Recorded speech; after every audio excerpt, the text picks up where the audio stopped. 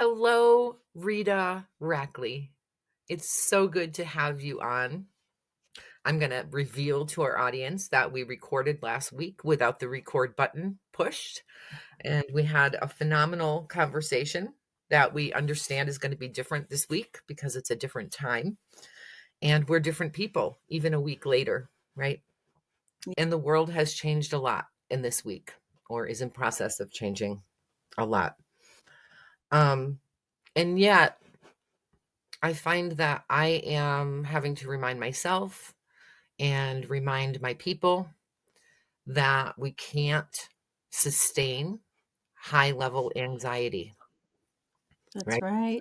Even That's though that is the point of what's happening. That's part of the point. I mean, the point is to destroy everything, right? But to do it so fast that we are out of our minds when we're in a state of fear. We really only have a few options available from the body. And one of them is to fawn, one of them is to freeze. So to comply in advance, or to freeze and to just shut down, right? Or fight or flee. that's right. Yeah. And so this is a public service announcement. Just breathe. Like the body comes first. Yeah, The body comes first. It can feel like that doesn't make sense when all of this is swirling, to take care of the body first. But when Rita and I just came on, I said, oh, hold on a minute. I need to take a breath. I need to get in my body to even have a coherent conversation. I don't want people to think that Big Crone Energy podcast is avoiding what's happening in the world. So what's happening in the world is happening, and the messages that Big Crone Energy is bringing are necessary, even and perhaps most importantly during this time. I So agree. Rita is a crone, a writer, a channeler, a bone reader, an outside artist who is focused on women's mysteries, women's empowerment, the old goddesses, the goddesses within. So I want to ask you, who is the crone in these times? Who is she? It's a beautiful question. You know, the way that I've decided to navigate this territory that we're in right now is to keep putting my art and my stories that come from my art on a more regular basis. Yeah. And a lot of the stories are about how the crone, how our ancestors, how women in the past have navigated these times that we're now living, and that it is vital that we pull from that wisdom that Mhm. lives in our bones that came from ancestors that survived Yes. and ultimately thrived. But who the crone is to me right now is that down to the own wisdom that we have to pull deep from, like putting a pail of water in a well and going down and down and down and pulling that medicine back to the upper world to help us navigate these times. And you are correct. For me, it is going to the elementals, Yeah. going to the tree mothers, to the ocean, to the mineral spirits, to the that is that is how I'm surviving right now. Hmm. Hmm.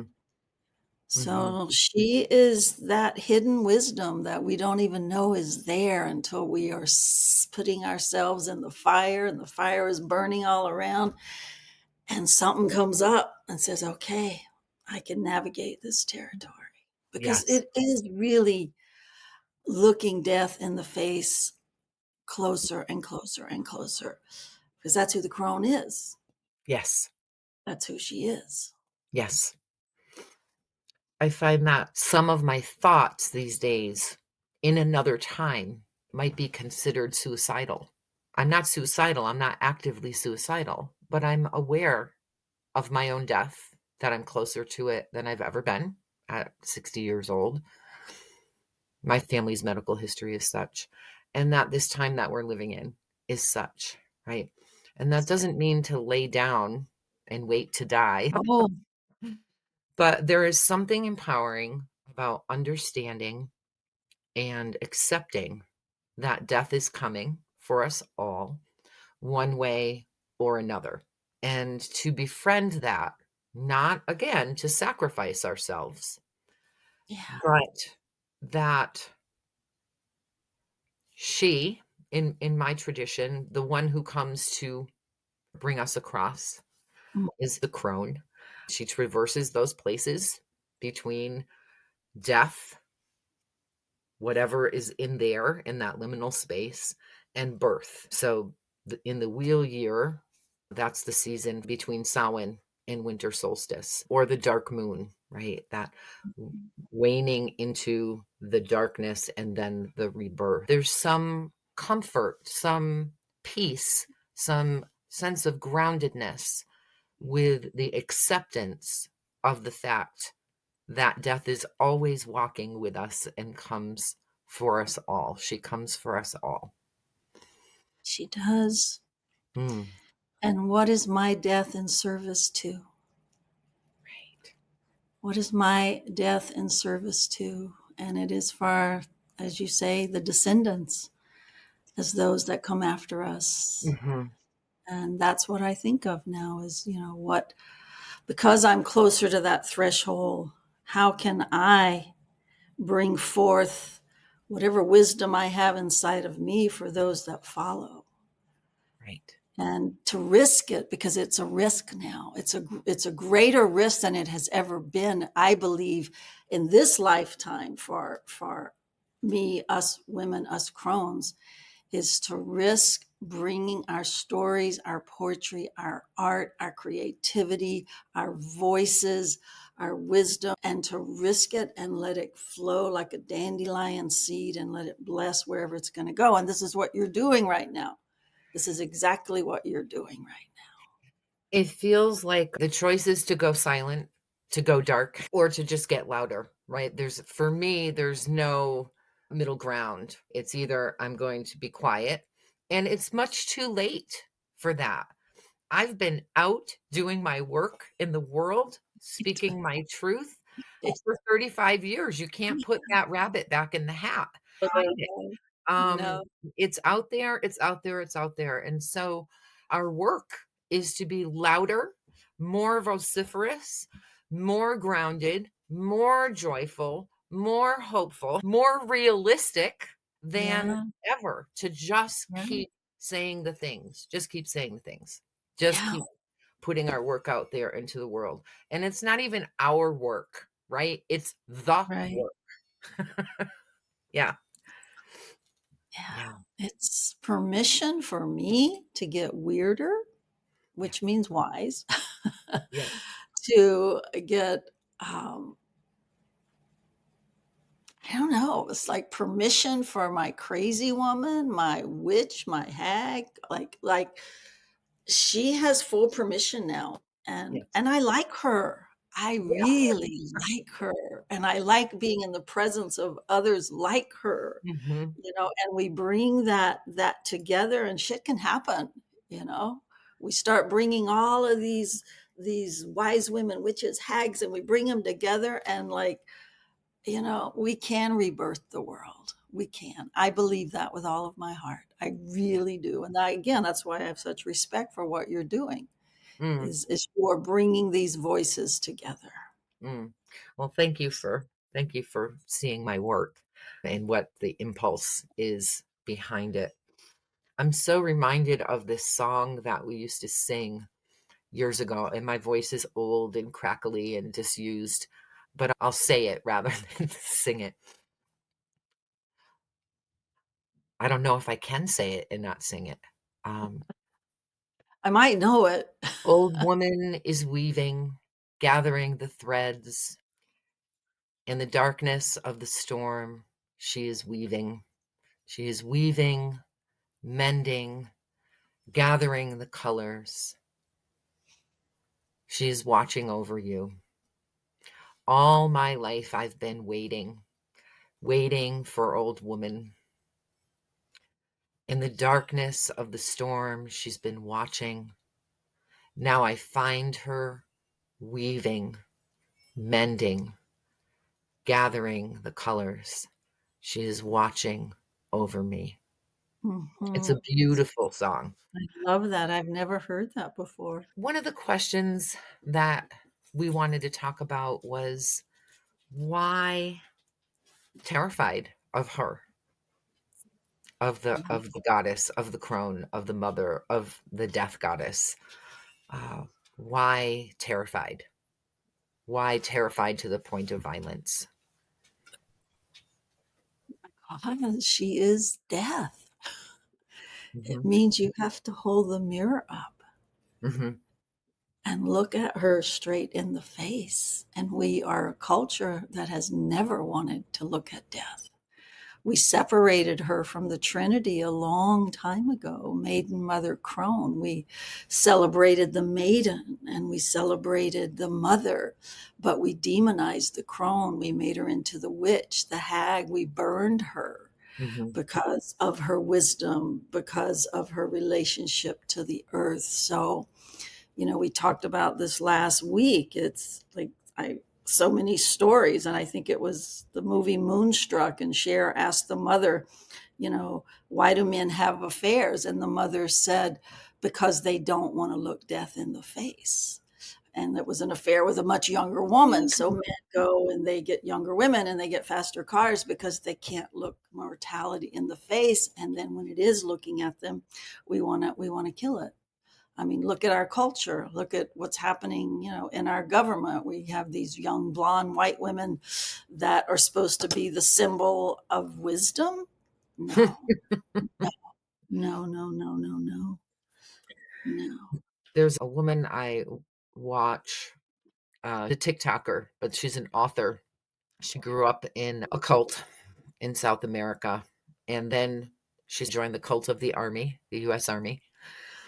She said one of the symbols, one of the things that you will always see in a cult, is especially here in the United States, is the skinny, white, blonde, young woman, Yeah, because her vitality, her racialized beauty, and her youth uplifts, supports, and solidifies the power of the cult leaders, right? Her standing next to the it's men who are hungry for power over validates their power. Such an interesting fascinating. concept. If you're on TikTok, she goes by the knitting cult lady. She knits while she Yeah. talks, and she talks really fast, and she knits really fast, and she doesn't ever look down. It's interesting that she is making, right? While she's That's unraveling yeah, these that's concepts beautiful. for us, she is also I knitting love something I new, love right? that. Yeah, I love that. yeah. It's like that. Did I tell the story last week? I can't remember, but very briefly, there's a tale that comes from the Dakota people. It's called "Old Woman Weaving the World." Did You I did tell not that last week? tell the week Yeah. that last week. Nope. It seems like the theme is about weaving and knitting and but anyway, it's a beautiful story. It's about this old woman that lives in this cave hidden in the mountains. And it's actually very close to where the highways and the byways are, but nobody knows she's there. And she spends her time in this cave. She spends her time making this beautiful sacred shawl that she's been weaving for a long, long time. And it's a shawl of cactus and coyotes and clouds. And she sits on this three-legged stool that was carved by her great great great grandmother. And then in the middle of the cave is cauldron with all the seeds of all of creation. And she's been brewing this soup for a long time. And she spends her time going between weaving this beautiful shawl to stirring this cauldron so it doesn't burn. And it happens, she's got an old black dog that's been with her, her companion that lays over in the corner of the cave. And he kind of watches her get up and go and stir and weave and stir. And one day she got so caught up in this weaving this beautiful shawl that she forgot to stir the cauldron. Uh-oh. And she gets up And she runs over to the cauldron best she can run as an old woman, and she starts to stir. An old black dog gets up, stretches his body, walks over to the shawl, which is just about done. She's about to put the last porcupine quill on this shawl. He takes the red thread from the shawl, walks around the whole cave, and this beautiful shawl that's taken her for eternity to weave falls apart. One big tangled mess. Old black dog lays back down.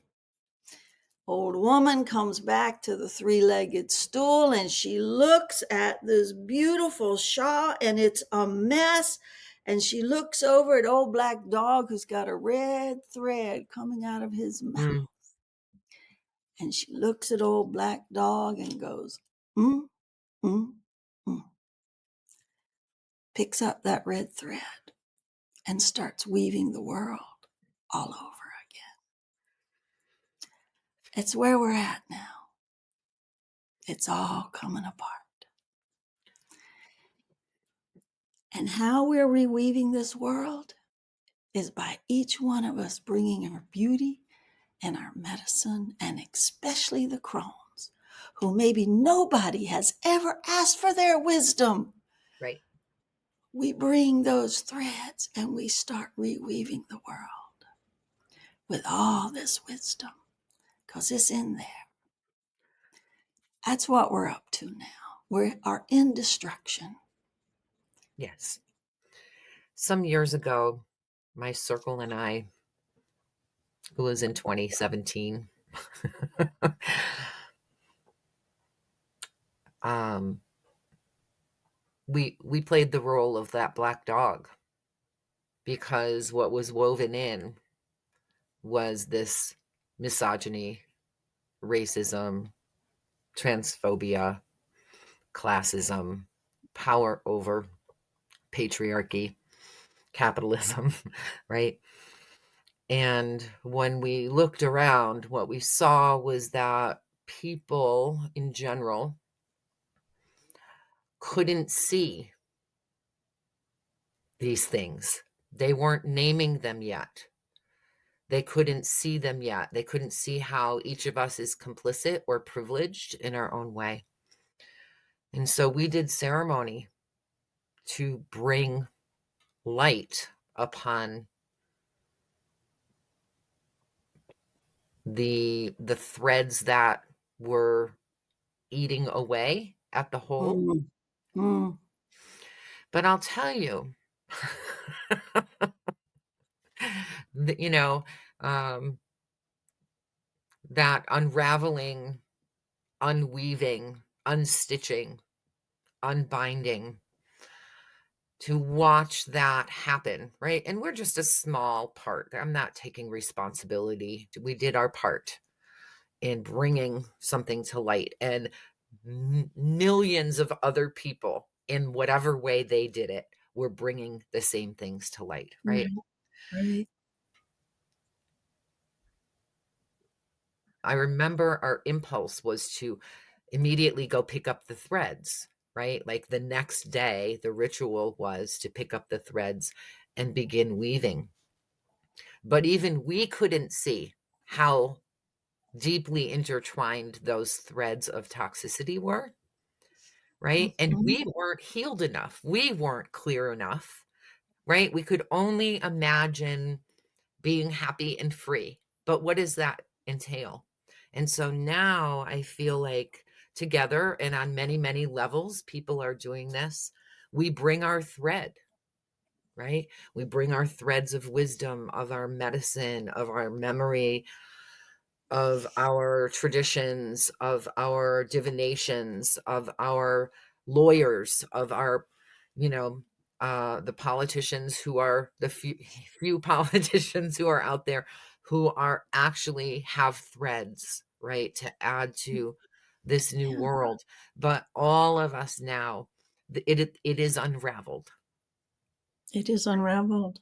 And there is more unraveling to do, and the people who have those threads are working very fast to unravel them, right?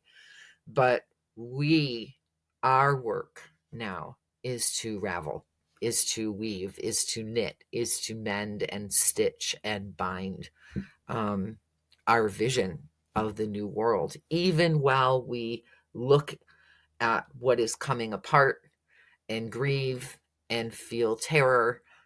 We still have to be that old woman and go pick up the thread Yeah. and go back to work and do what we do and contribute what we contribute. Yeah. Women's been doing this for thousands of years. Yeah.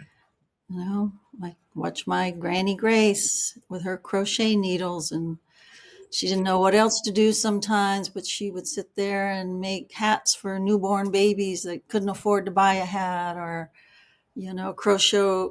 crochet doll clothes for kids. Like that's what we do. We Yes. we weave the world, and we've been doing it forever.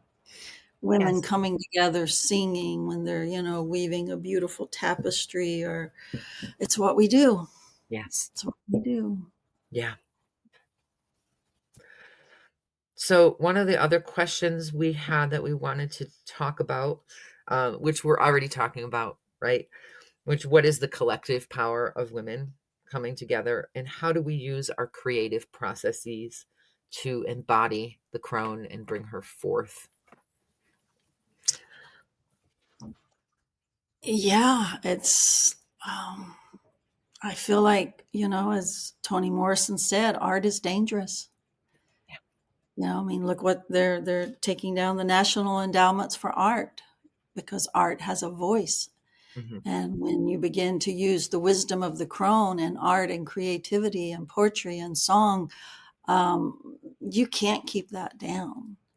And so for me, that is as much as a political act as calling my congresswoman or marching in the streets. For me, my art, my creativity is a political act. Yes. And, I think I showed you, this is a Yep. book I Show us that did, book. Bone Woman, Outsider Art. And, I'll just read one piece. It's a different one. It goes, I bow at the feet of the old crones that will look at you with the eye of death and say, time for the children to grow up. Time for the little boys that call themselves men to grow up. Time for the women that keep playing by the rules of Big Daddy to grow up. Time to stop looking outside yourself for someone to save you. Time to look at the crone in her wrinkled face. Death goddess is your mama now. She has run out of time. She's run out of patience. She has run out of pretending that all is well. She ain't sipping champagne. She's sipping the blood of the old sow that was sacrificed in her honor. She ain't pretty and she ain't nice, but she's the one we've been waiting for since the beginning of time. She has returned. She has more wisdom than eternity to offer us in these times we are living. Mm. I don't know if you can see her, but let's. Beautiful. Just But gorgeous. it's me, that's a political act. That is, my creativity as a and I want to be in a collective with Yes. others. So I am dreaming of an art show where all of these crones come and we speak what is on our hearts and our minds. Because what happened is the shadow just got exposed. We are seeing the shadow. There is nothing hidden anymore Right. about what the fuck we're dealing with. Right. And Right. we can do something about that. There's no pretending that my relatives in the South aren't still standing behind Trump. There's no pretending.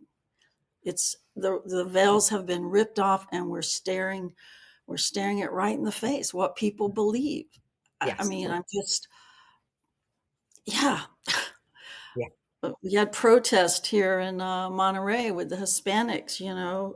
Protesting against how they're being treated, and the vitriol that came from my community towards these people protesting. Go back to Mexico. And Ooh, it's like, like there's just no illusion. Even though I'm in liberal California, Mhm. It's, we know what we're dealing with now. Yes. Let's carry on and let's get a fucking just all of us come together. You can tell I get fired up. We should be fired up. We should Yeah, be fired up, right?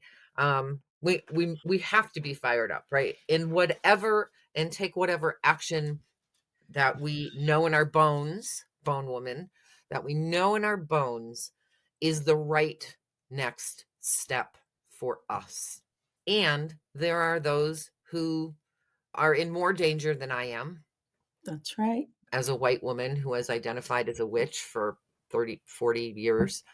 Um, my children are trans, they're brown skinned, very worried, right? Yeah, of course you are. And Of course and you yet are. I don't quite yet know what the action around that is. I Yeah, have friends overseas. One says, "Get here immediately." I'm not leaving. It took me my whole life to get to this piece of land that I call home, and I'm not leaving. And my other friend says, "We're 3 years behind you, tops," yeah, yeah, right? And so stay, stay where you are. And so that's my solution for me. And my adult children will have to decide what the solution is for them, right? yeah. We are in danger. The danger is here, the danger's at the door. And it's so interesting to me that I talk to other women, I talk to my neighbors, I talk to my kids, and they say, "But I don't feel afraid." Mm, It's interesting. mhm. I know a lot of people who are afraid, right? Who are Right. on a level 10, but I think that the people in my circles, we've been knowing this. Yeah, We've yeah, been knowing this. We've been seeing this. We've yeah, been preparing for this moment. And and now we're in it, right? It's like when you um rehearse and rehearse and rehearse for a play, right? And you might have a moment of stage fright and then you step on the stage and all of that preparation, all of that rehearsal just yeah, comes to the foreground and you forget about the audience and you forget about your fear and you yeah. just breathe and you do what you're here to do. It Beautiful. feels like that to me. As I keep saying, why am I not afraid? Where is my fear? Am I suppressing it? Am I dissociating? Am I Right, right, because we right. want to make sure that that's not happening. But Yeah, I think it's the knowing, the foreknowing, the foresight, the divination, all of the things that people like us know how to do, and then yeah, we believe it and we prepare for that inevitability, right? yeah. So Yeah, that's kind of been one of the my things writing for years and years of get ready, this is happening. Get yes. ready. And And as a bone reader, this must have been in your readings for years. over and over again. And that's why the old woman, the old crone kept showing up, like we've Mhm, been through this. We've been through this a million times and mhm, we're here to help lead the way. We're here to help guide the way.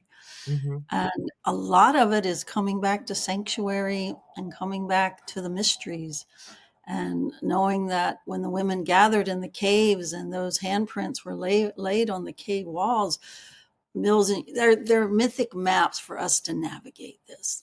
There's creation myths that have been talked about, destruction and rebirth, and the mythic maps are all there.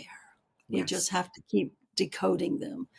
And sanctuary is important. You creating sanctuary for your family, for your children, me creating sanctuary for those that need to come here. So I really see my home as sanctuary same.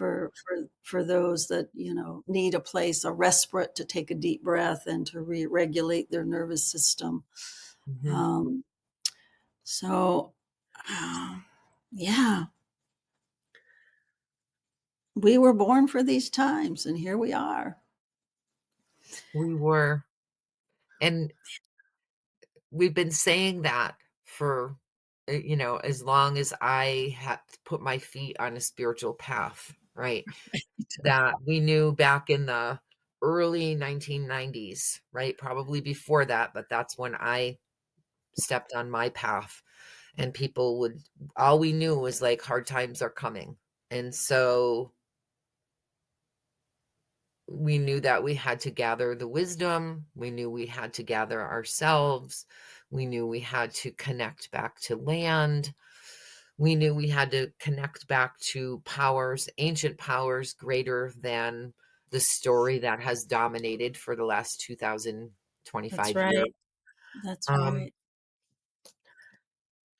and so there are a lot of wisdom keepers out there, right? There is. And There I think is. because of capitalism and what it does to our mind and how it makes us think about our work, that what we were sharing in small groups, right?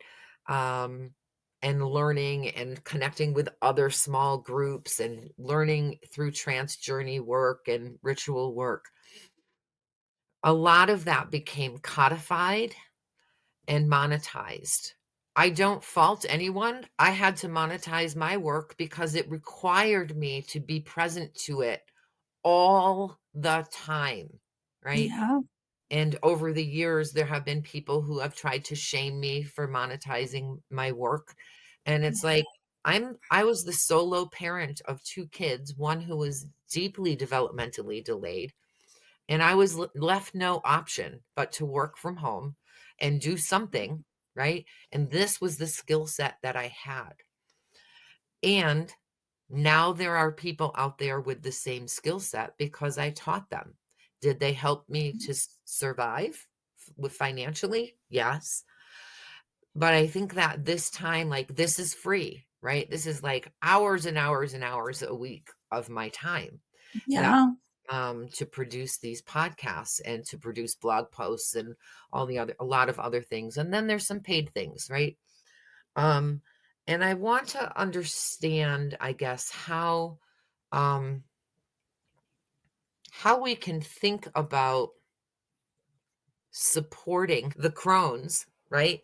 The elders in our community who have dedicated their lives to this work.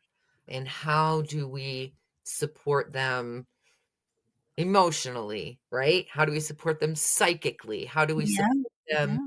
uh, physically, monetarily? I've seen too many elders in my communities die impoverished and alone, like utterly impoverished, utterly alone.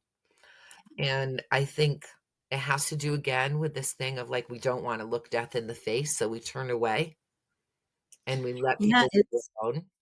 It's epidemic. I mean, that's the highest population of poor people in this country is older women. Hmm. So, it's for me, it's one crone, one elder at a time. I have um, a beautiful woman that I tend to. I track her. I take her to lunch. I take her to doctor's appointments. I give Hmm. her money when I can. Hmm. Um, it doesn't have to be this huge, grandiose thing. You pick one person, and if everybody pick one person, then it makes a difference. And she can talk for hours and hours, and I just listen to her talk because she doesn't talk all week or day, So Right. it's just it can be that simple. Or there's people that on in my social media world who needed support to get housing. We put together a GoFundMe, and people contributed $10, and she raised the money to get her deposit into this low income housing. So there's Meals on Wheels. There's many ways we can tend to the elder. That's very practical. Hmm. And a lot of it is just simply listening to the stories they've never gotten to tell, Hmm. because that's where the wisdom is.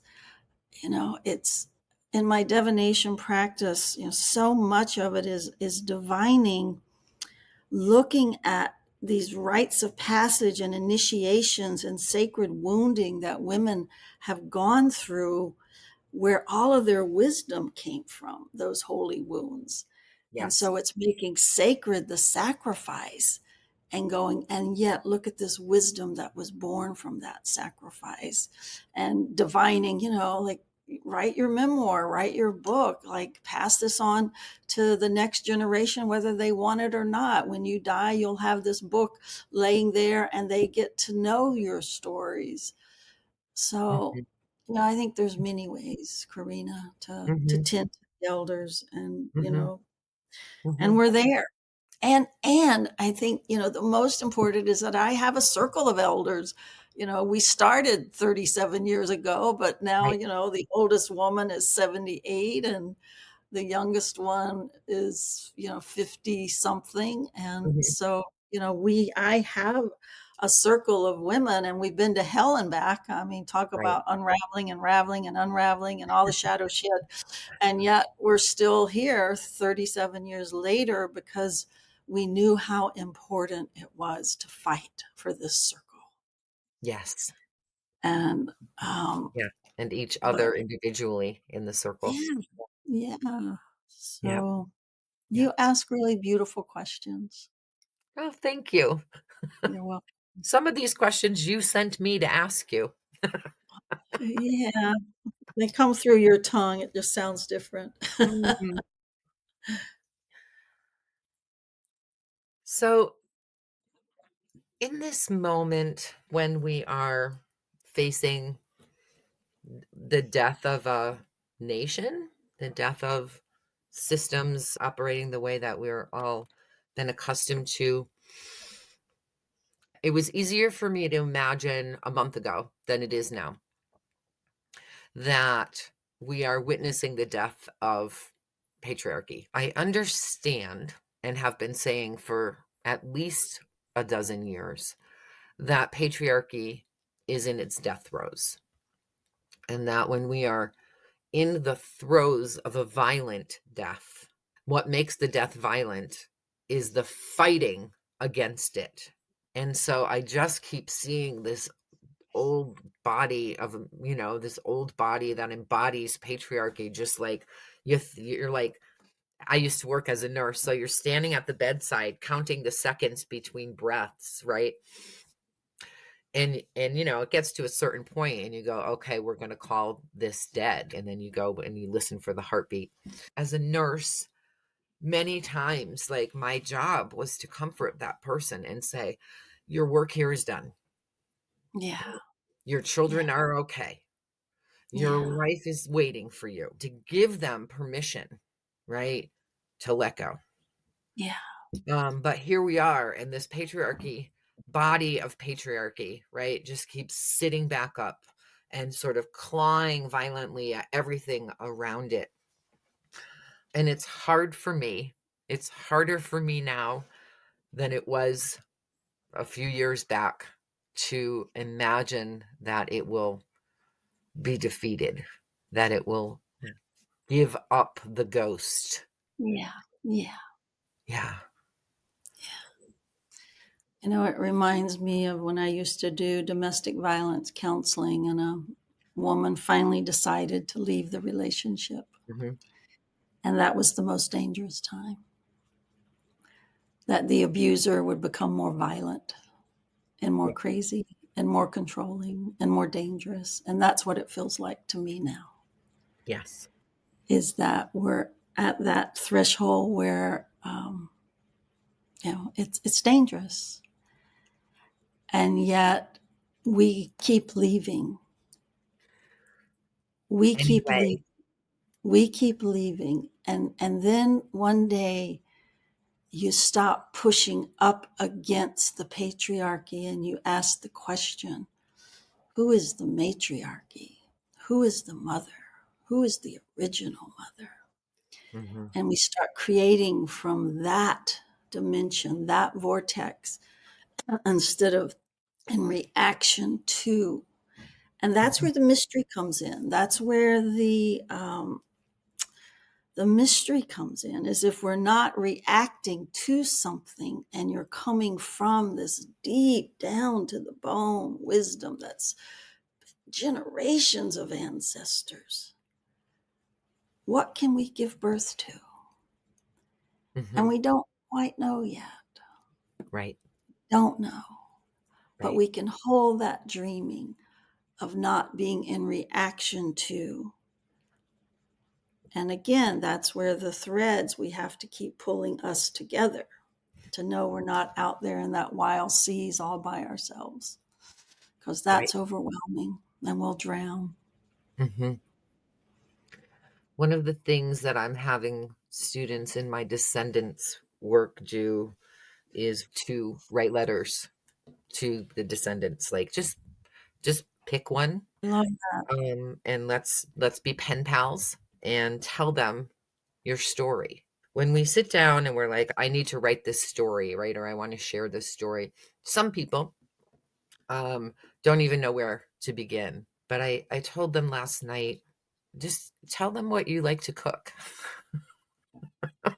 Yeah, right? yeah, Tell them where you get your food and how you get your food and what work you do to yeah.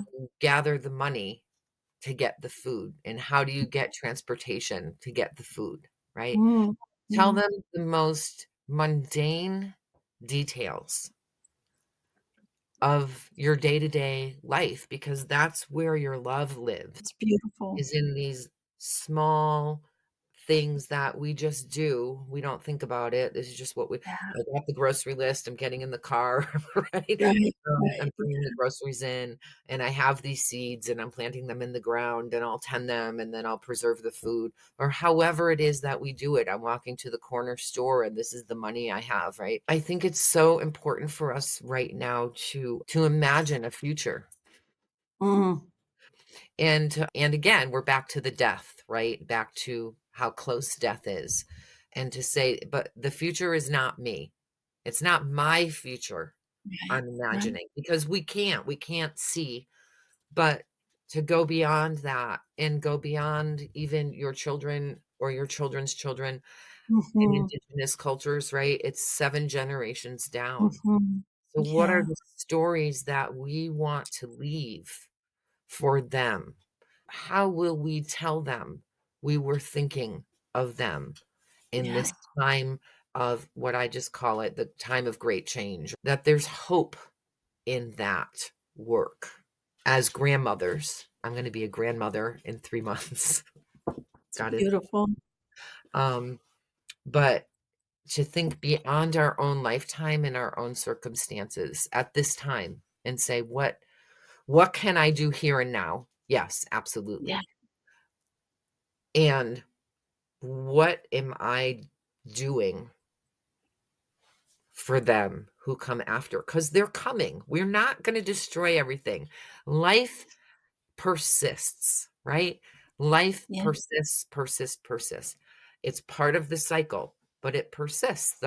The sun returns this time of year. The moon comes back. The grandchildren are born in a time of great crisis, right? yeah, yeah, So one of the yeah, things that I think of when I am really in my crone self, I never expected grandchildren. I never asked for them. I never like some people are like, when are you going to give me grandbabies? And it's like such a selfish question, right? And yet this child is coming. mm. It's it changes your whole being. It changes your whole, like, I hang out with my granddaughter every week. We're together a lot, and, it's like my heart just explodes. And all I have to do is keep witnessing who she is and hold up a mirror to her magnificence and what she loves and what she's drawn to and who she is and how I can help her deliver the beauty that she's come here to deliver. Yeah. Because I didn't get that mirroring as a child or as a grandchild, and most of us didn't. Yeah. But I'm in a place in my life where I can be the holy witness. You know, she'll be 7 in a couple of months. Mm, And I've planted for two of my grandchildren. I have one oak tree that's 18 years old out there, and another one that's 7, and they're in our front yard. And the best gift that I can give her is to show her how magnificent she is. Mm. And she watches me. She comes up and like this is my where I do my divination work, and she'll sit here and she'll play these things, and she has her own little magic box up here, and she asks me questions. And I learned by just paying attention. Nobody really said a whole lot to me, but you know so I have this gift. And so to think of Fia's children and grandchildren and great grandchildren, I can hold that vision because of what I'm doing today. Yes. Yeah. There's something really beautiful about the crone as well, that we carry in us that 7-year-old girl. Yeah, We carry within us that 13-year-old girl who's like, that's right. "Ugh." That's right. We That's carry right. within us the 20-something Yes. really learning love outside of the family. We carry within us the mother. I just learned this week, came across a science article. Now we know that when I was carrying my child who was born female at birth, that they were carrying the eggs of the child that they are now pregnant with. So that child that they are giving birth to was in my body inside them, right? But also, this is the new information that when my children were in me, not only was I feeding them my DNA and mitochondrial material, they were expressing that into my body, which is why they look so much like me and why they look so much like each other. Because by the time the second one came, I had the first one's DNA connecting with my stuff and created this other being that looks just like the first one. Like people think they're twins or mistake them for each other all the time. But these chemical mysteries that happen in our body, but also this, when we become crone, we are more like the child, I think, especially in the early years of being crone. I found that I was very mischievous, very rebellious. I would talk back to anyone, right? And still do, right? I'll talk back to anyone. I'll be like, "No, that's not." Um, but more playful, more creative. It's like something happens in our chemistry where during those years when we could procreate, we were focused on particular kinds of ways of being. And then you reach this age and the chemistry changes, and the chemical mysteries happen, and this initiatory process happens. And now we are, so the mother part of us is here, and we're here in the crone stage, but the next stage is the little girl again, right? It's that Yeah. Yeah. end of the lunar cycle and in that dark space, and Yeah. then the new cycle. And we're right there Yeah. playing, right? Playing with bones, playing with our grandchildren, playing with paint, playing with words, playing in the. Yes, blessed. Yes, indeed. I remember Malidoma, my teacher, saying when you died, as you're dying, you get younger and younger and younger and younger, and then by the time you're dead, you become like the embryo again, and you go back into the great mystery as that embryo again. And I loved that image. Mm, mm, That's beautiful. yeah. So there's hope in this time. There is always hope. Yeah. There is always hope. And, it's simple as walking out and looking at the new moon and Venus the other night and having my breath Mm. taken away. And I'm standing in a moment of grace. And may there be so many moments of grace because that's what feeds us. May we remain aware and alert to as alert to the moments of grace as we Yeah, are to the moments of terror and disappointment. absolutely. It's vital. Yeah. It's vital. It's so vital.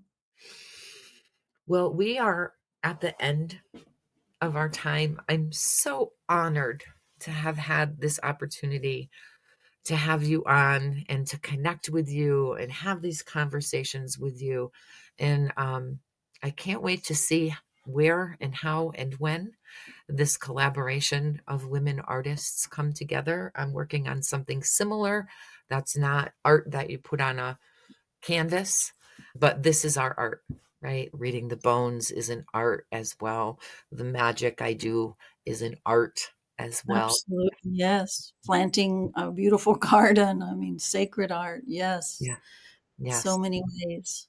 So the women are speaking, old women are speaking. I hope that people are listening. It may sound simple and too simple in this time of great upheaval, but this is the simplicity that we need to ground ourselves so we can get through these times and do what we're here to do. Each of us a mission has a mission. Yes. Rita, thank you so much. Please, please, please, let's stay in touch.